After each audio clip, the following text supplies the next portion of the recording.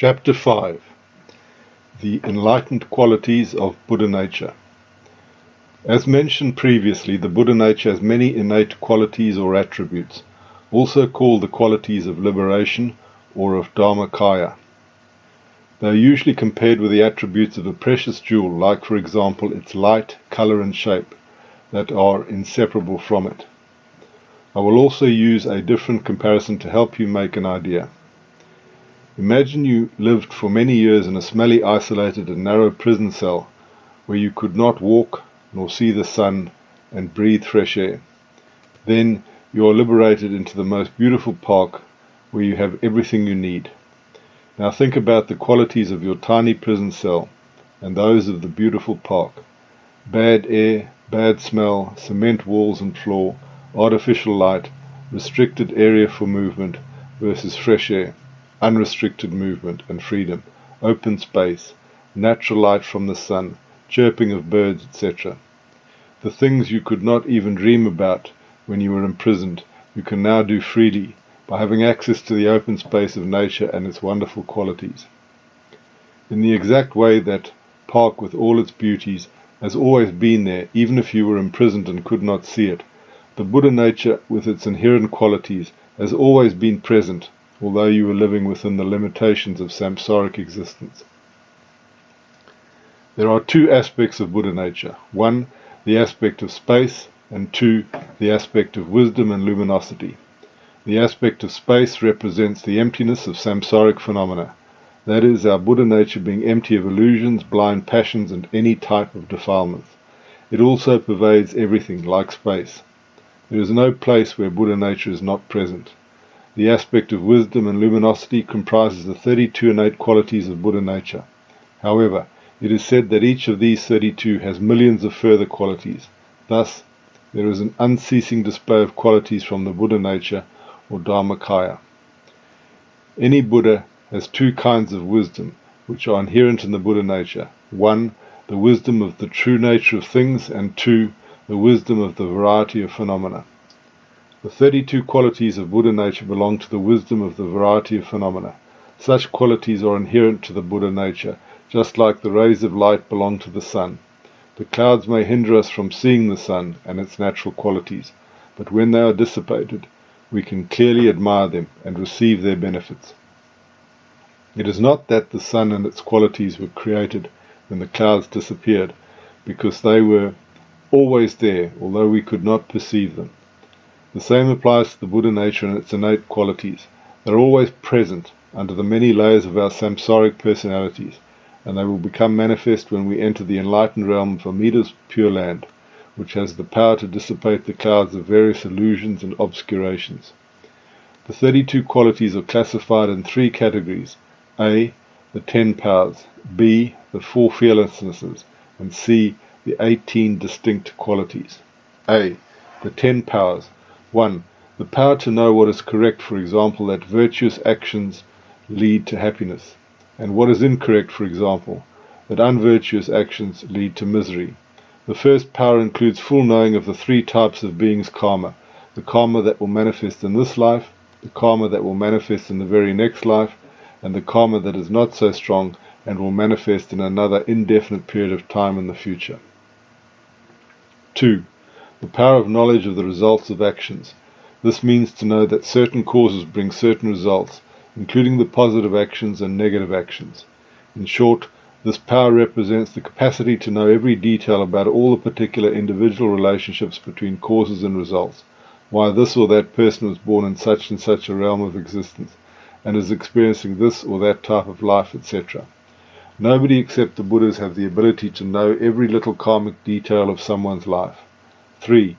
The power to know the makeup of beings.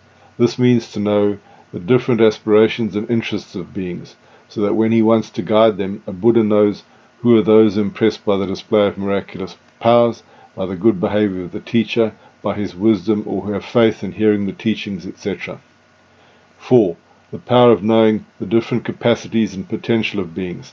Some excel in understanding, some in diligence, some in mindfulness, while others in faith or in meditation, etc. A Buddha knows all of this. 5. The power of knowing the different aspirations and interests of beings. For example, some are interested in Hinayana, some in Mahayana, while others in Vajrayana. Some are interested in knowledge and wisdom, while others in morality or meditation, etc. The power to know. 6. The power to know all paths and where they lead. A Buddha knows what faults or qualities may arise on this or that path and what paths to be avoided. 7. The power of knowing the various states of meditation and concentration or samadhi, what defilements are eliminated by them and what qualities or obstacles one may encounter in one's practice. 8. The power of having the divine sight and clairvoyance, through which the Buddha can see everything in the past, present and future. Nothing can stay hidden from him, and so he looks with compassion upon all beings everywhere. 9. The power of knowing the countless past lives of all beings without exception. 10. The power of knowing the final elimination of any defilement, that everything that needs to be eliminated has been eliminated. The Buddha knows that for him all the veils of emotional and cognitive obscurations have been removed together with their habitual tendencies. B. The Four Fearlessnesses. These four fearlessnesses apply to any hostility with regard to what Buddhas teach or say about themselves and others. Venerable Thrangu Rinpoche explained them as follows. Quote, in the first fearlessness, the Buddha looks at himself and thinks, all my faults have been eliminated. Nobody else can say, there's one fault that you haven't eliminated. Everything that needs to be eliminated has been eliminated. This first fearlessness is called Sama Dharma Sambodhi in Sanskrit, and means that the Buddha has gained realization of the variety of phenomena. The second fearlessness is the perfection of realization. All the positive qualities in oneself have been developed, and one can say, all these qualities have been realized. No one can say, there's this quality that you have not developed. Having all qualities developed, the Buddha is endowed with the wisdom of knowing all phenomena. No one can accuse the Buddha by saying, you do not know about this area of phenomena. The Buddha is fearless because he knows that he has the wisdom of the true nature of phenomena. The third is the fearlessness of teaching the path to benefit others. It is a fearlessness of telling beings, this is the path you must follow to get the result. No one can say, actually, this path does not help. That's just a lot of hardship for no purpose. The Buddha has this fearlessness, in that he can say that if one practices this path, it will bring the result, and no one can contradict him. The fourth fearlessness also benefits others by teaching them the obstacles to be avoided on the path. The Buddha is able to teach beings the path and the obstacles, and he knows that none of these is a waste of time or effort. So, the ability to teach people the obstacles to the path is attained through the wisdom of knowing all phenomena. It isn't the case that the Buddha thinks, whoops, I've left one out. I forgot to tell them that they have to give that up. Oh dear, I haven't taught very well today. The Buddha has complete knowledge of what to teach. When the Buddha says that one should avoid something, he does not leave anything out. He also does not worry that somebody will be able to dispute with him or that he has made a mistake. So, there are two aspects of fearlessness which benefit oneself and two aspects of fearlessness which benefit others, making up four fearlessnesses. The reason the Buddha is shown seated on a lion-supported throne in many pictures and statues is to symbolize these four fearlessnesses, because a lion is unafraid of any other animal. End quote. C. The 18 distinct qualities. These are the result of the presence of the 10 powers in the four fearlessnesses. They are called distinct qualities because they belong only to the Buddhas and not to Pratyeka Buddhas, Arhats of the Hinayana or Bodhisattvas in aspirations. The 18 qualities can be classified in four groups. 1. The 6 qualities of conduct. 2. The 6 qualities of realization. 3. The 3 qualities of activity. And 4. The 3 qualities of ultimate wisdom. The 6 qualities of conduct are: 1. Buddhas never make any mistake or error. Most of the time, Arhats of Hinayana and Pratyeka Buddhas do not make mistakes, but sometimes they do, like for example, stepping on a snake by accident. So this quality of never ever making any mistake belongs only to the Buddhas. 2. The Buddha never speaks nor makes any sounds in a way that is not meaningful. 3. The Buddha never forgets anything. Pratyeka Buddhas and Arhats of the Hinayana can sometimes forget things, but this never happens to a Buddha. 4. A Buddha is always in meditation. No matter what he does, his meditative state is never lost. 5. A Buddha never has any impure or egocentric thoughts. He always looks to beings with indiscriminate compassion and always wishes to benefit them. 6. A Buddha is never in a state of ignorance, dullness, or a neutral state, when he is not aware or not understanding something or somebody. Awareness and understanding are always present. The 6 qualities of realization are: 1. A Buddha always aspires to benefit and teach sentient beings. His aspiration never disappears or decreases. 2. His diligence never decreases. His motivation to benefit and teach is always present. 3.